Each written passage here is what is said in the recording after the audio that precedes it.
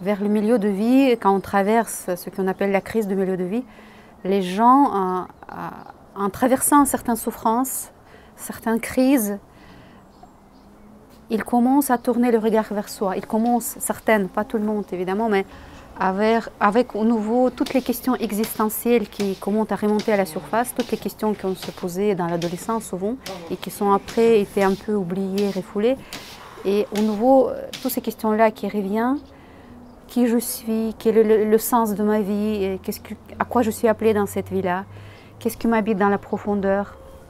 Et donc, quelque part, à ce moment-là, il y a comme une sorte de retournement, c'est-à-dire que si jusqu'à ce moment-là, souvent on tourne notre regard plus vers le monde extérieur, là on est appelé, justement, on est appelé par cet être profond en nous, on est appelé de retourner vers soi, en fait, le regard vers soi. J'ai passé 6 mois chez Graf Durkheim.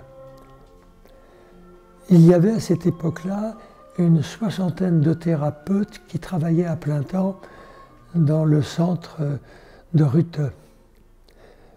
Graf Durkheim était très âgé, et si bien que je l'ai vu souvent marchant à l'extérieur ou allant se promener. Il était presque aveugle, mais je n'ai eu que 3 rencontres avec lui. Par contre, j'avais toutes les semaines environ 7 ou 8 rencontres thérapeutiques avec des thérapeutes divers qui fonctionnaient à partir du dessin projectif, à partir de la laïp-thérapie, c'est-à-dire le soin du corps, à partir de la danse sacrée, à partir du travail de l'argile, à partir du travail avec le bâton, etc. Les gestes du jeu de gestes, ce sont des gestes originels, ça veut dire qu'ils appartiennent à toutes les cultures. Ils sont le langage à travers lequel la réalité profonde dans chaque être humain s'exprime dans la vie de tous les jours. Ce qui ne veut pas dire que ce sont des gestes spéciaux, parce que la réalité profonde de l'être humain s'exprime dans les gestes ordinaires de la vie quotidienne. Ça, c'est tout à fait clair. J'ai dit une fois du jeu de gestes que c'était un exercice traditionnel contemporain. Un peu paradoxal, mais cette pratique-là rejoint vraiment tous les arts qui incluent le geste dans la tradition orientale, par exemple. La cérémonie du thé, le kyudo, le tir à l'arc, ou l'arrangement floral, ou le sumie, la peinture, ou la calligraphie.